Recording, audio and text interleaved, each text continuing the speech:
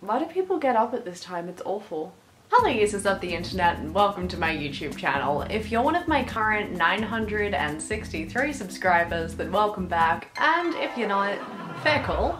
Obviously you can read the title of this video, so I'm not really going to give you too much of an intro. However, I thought I'd give you a little background to why I came up with this idea to turn my house into a wellness retreat. I've recently been watching 9 Perfect Strangers, and by recently I mean like 2 days ago when it came out. I even recorded a podcast review episode on it that will come out at some point, link in description below. But even though in that show, spoiler alert, the wellness retreat Tranquillum seems completely corrupt and creepy and unsettling, I was still lured and thought, you know what, I'd give that a crack. Maybe it's the fact that Sydney's been in lockdown for like 2 months and just any activity outside my house looks appealing. Or maybe I'm a masochist. But whatever the reason, I decided to recreate a Byron Bay style wellness retreat experience within my home in order to abide by lockdown restrictions, but also give myself a taste of a privileged lifestyle at a significantly lower price. I literally did this by Googling the words wellness retreat itinerary, going on Google Images, and copying what everyone else does to the best of my ability within primarily the 4 walls of my bedroom. Enjoyed this most recent episode of my spiral further and further into insanity.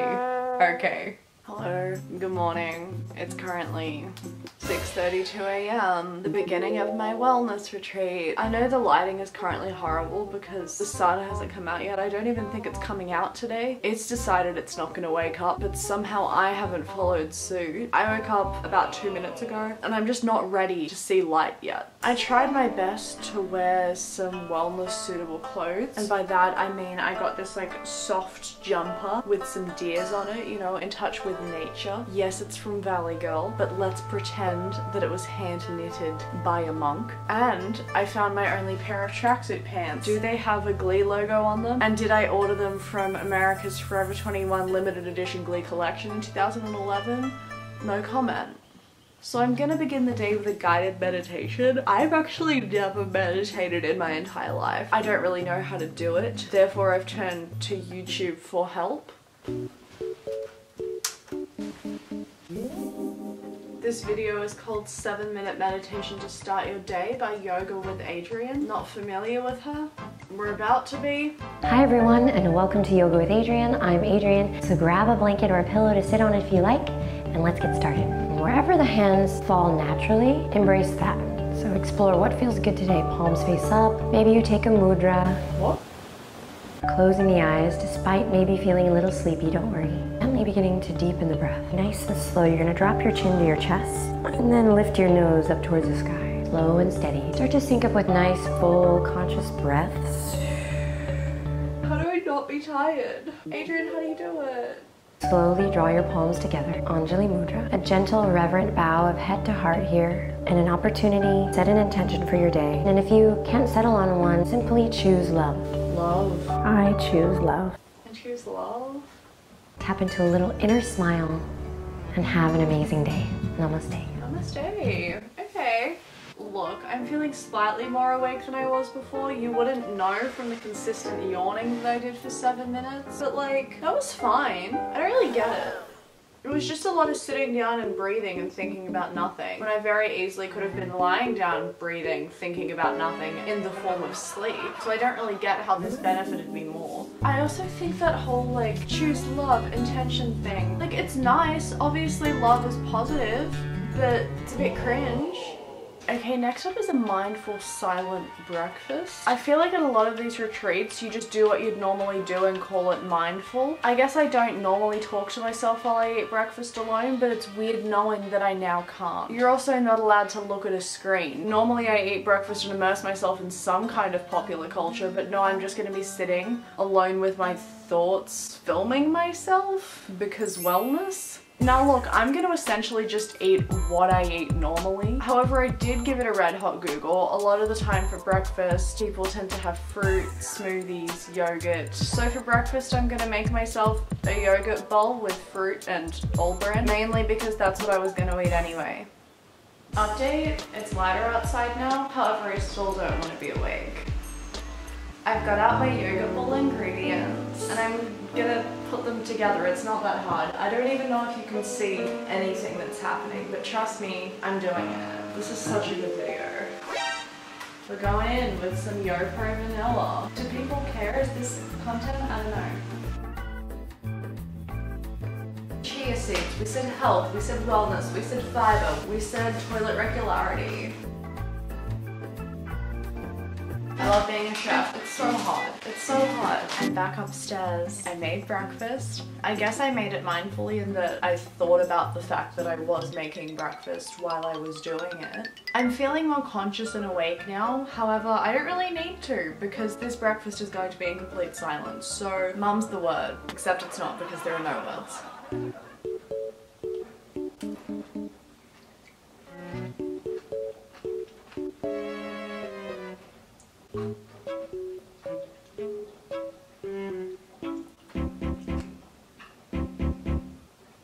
Okay, my silent breakfast is over, and if anything that was more stressful because I couldn't like use it as a form of escapism. I just had to sit there. I think the idea of silent meals is weird. Wouldn't say I'm a fan, but I did it.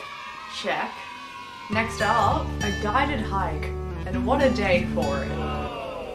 I've just left the house to go on my guided hike. I was going to wait until the weather was better, but I looked at my weather app and it told me there's a 100% chance of rain until 11 p.m. when it goes down to 90%. So I figured now's as good a time as any. In terms of guided hike, I don't really know what that means. I think at a wellness retreat, you would have a guide to guide you on the hike. That's my guess. However, social distancing does not permit that. So I'm gonna guide myself. I did Google how to do like meditative walks and stuff, and they said to pop on a podcast and really find yourself. So I'm probably going to listen to the new episode of Jack Shepard's interview podcast and guide myself along the streets of Five Dock. Does that constitute a hike? I don't know, but I'm working within my 5-kilometer radius. I'll find the hilliest area in my suburb.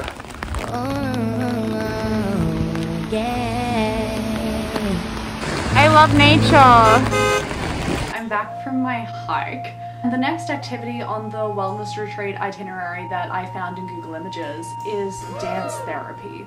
I don't know what that is, like literally no idea, but it sounds fun. And while I obviously don't have an overpaid instructor to show me how to work through my problems through the art of dance, I do have a phone which has music on it and the ability to move. Combined, that sounds like some at-home wellness dance therapy to me. I'm just gonna click shuffle and see what happens. But also, you know, remain emotionally and spiritually connected and stuff.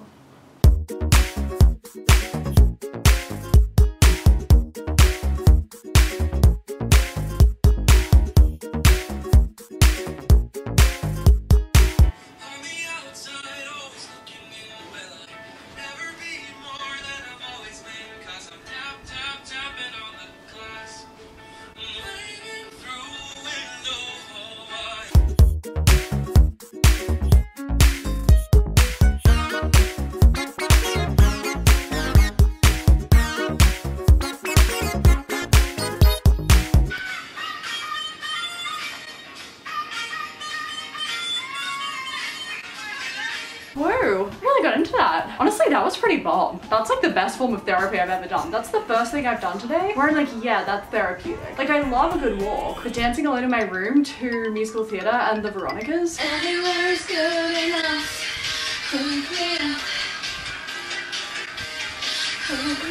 Peak. You can't top it. Next up is lunch, and in contrast to breakfast, this is actually referred to as a verbal lunch, which means that I have to pause while I eat so that I can shout out affirmations and fill myself with self-confidence and motivation to continue killing this day. A waste of time? Sounds like it. Let's test it out, who knows? After that, I'm feeling invigorated and I feel like I can take on the world. I can do anything. This retreat's amazing. I'm back with lunch. I steamed myself some vegetable buns that I got from Harris Farm. I mean, I don't really know if they're wellnessy, but Harris Farm, I guess, is kind of like the Australian equivalent of Whole Foods in that it pretends to be healthy and is incredibly overpriced. And I've paired that with some kale chips, which are definitely wellnessy. Though again, to be completely honest with you, I was 100% planning on having this for lunch anyway. But now, the important part, some affirmations. I literally typed in affirmations to Google and saved a bunch of them to my camera roll. Let's do this. I am doing my best. I choose to be happy and to love myself today. My possibilities are endless. I am worthy. I am brave, bold, and beautiful. We love some thinly veiled hairspray plagiarism. Today is going to be a great day. I am talented and intelligent. There really is a fine line between affirmations and just being cocky, and I think I've crossed it. My thoughts become my reality. I am in love with myself and my body. I am proud of myself. I am becoming more confident every day. I believe in myself. I will not worry about things I cannot control. I love myself. I feel like you would have to have crippling self-esteem issues for these to impact you positively, because if you don't, if you're just chilling at a normal base level and tell yourself all of this, it's just gonna become a conceited nightmare. Do people do this? Do people sit around, eat lunch, and tell themselves that they're better than everyone else? And call it therapy? Maybe I should get a therapist. I am worthy, I love life, I deserve to have the best life. Orphans, martyrs, nurses, doctors, firefighters? No, the best life and best fortune is what I am worthy of getting sucked in. I don't think I've ever hated doing anything more. I think I need to stop. I think for the sake of my mental health, that's enough affirming for today. I just want to eat. I definitely didn't just nap for 2 hours, and I'm offended that you would suggest it. Despite the affirmations I just read where I told myself that I'm perfect and don't need to change a thing, the next thing on the wellness retreat to-do list are some spa treatments to try and fix our physical flaws. Honestly, I'm always down for a good face mask. I don't know if you've noticed, but I have a pretty gnarly pimple at the moment that I'm very poorly covering with some pigmented moisturizer. So I'm gonna let the best skin products that Kohl's has to offer work their magic before making myself an afternoon smoothie, because let's face it wouldn't be a wellness retreat without one. Okay, hello. Welcome to my wellness center's spa treatment epicenter, aka my bathroom. First step in the Zen restorative skin process is to cleanse. What I will be using, my oil-free daily Neutrogena scrub. Why? Because it's like $5 from Kohl's and I'm halfway through it already. So may as well keep going. Oh, you're bleeding? Cute. The second step, we'll be using this rosehip certified organic rosehip oil. How do I use it? I'm not sure. When I work out how to use it, what will it do? Also unknown. But that's okay, because wellness.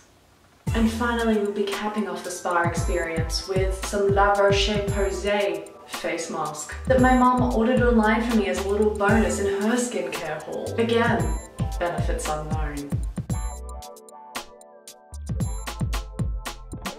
Smoothie time. This looks like a horror movie.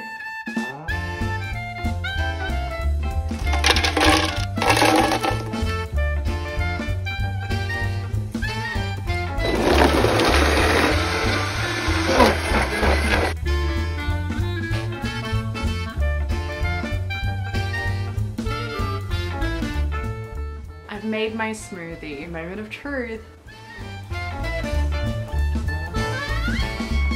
Yeah, it's literally bomb. It's so good. I could lie to you to try and seem quirky and relatable and be like, what's a smoothie? I've never had one of them before. Don't even own a blender. Never been in my kitchen. But I have these as a part of my breakfast like twice a week because honestly they taste like a chocolate milkshake. I'm genuinely and unironically fitting into this wellness stereotype more and more every day than I would like to. However, as I have this restorative afternoon smoothie, we're going to do some mindful journaling, which I can guarantee you have never done before. So let's light a candle to get in the zone. Second time's a charm. That looks more hazardous than I would like it to. I googled some mindful journaling prompts, and the one that we're going with today is describe the quality of your energy. So I'm gonna set a 5-minute timer and just let whatever happens happen. Some stream of consciousness from mind straight to page. My hand, merely a vessel. My mind, inactive. If I were an actual wellness retreat, probably because of the sedative and the smoothies, but here at home I'm just gonna have to fake it.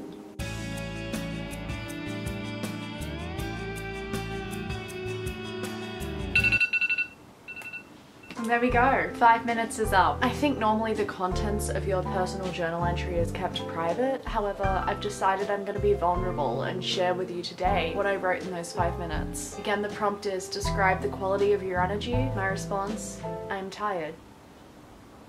6:30 AM wake ups really do be like that. So I'm just going to sip on this and think about the work that I've done today. It's several hours later, it's just before bed. The next things on the list were to have dinner, which was pretty vague. So I decided to just like roast some veggies and stick some tofu inside bread. That's literally the description of a sandwich. I had a sandwich and vegetables. And then it did say typically at wellness retreats that this is accompanied by live entertainment. Unfortunately at my at-home wellness retreat that wasn't particularly feasible. So my form of live entertainment was my mum and I in person, live and in the lounge room, watching The Office. Which is kind of breaking the no screens rule, but I have had my phone on airplane mode for the past 24 hours, so I'm sticking it out, I'm dedicated.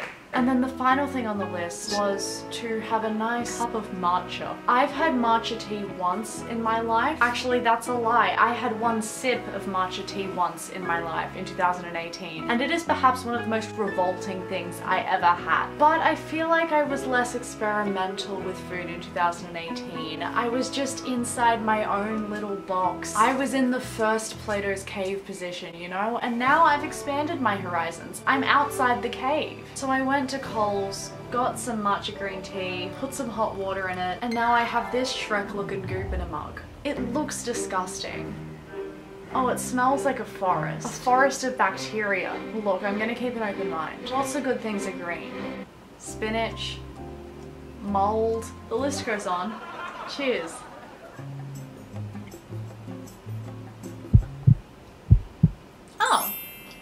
Oh. The first sip was okay because I predominantly just got hot water. It kind of tasted a bit like those Chinese herbal teas that you get for free at Yamcha, and then you get the matcha. Yeah, it tastes how it looks. It tastes like swamp water. But it's actually not as bad as I remember. So I'm okay. I can down this little herbal concoction. Will I be having it again? God, no. But at least she won't go to waste. I don't even know what the benefits are. Like, why is matcha better than normal tea? Is it? That's the end of the opening and probably closing day of my very own at-home wellness retreat. Byron, watch out, because 5 docs coming for you.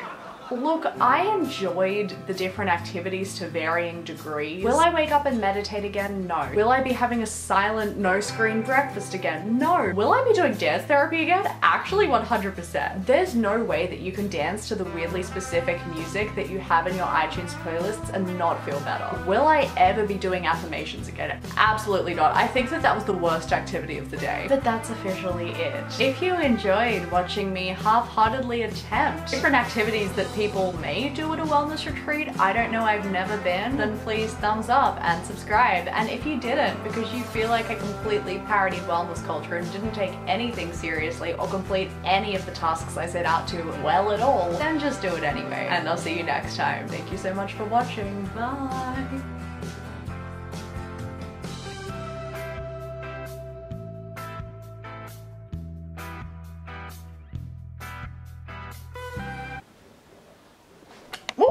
Oh my god.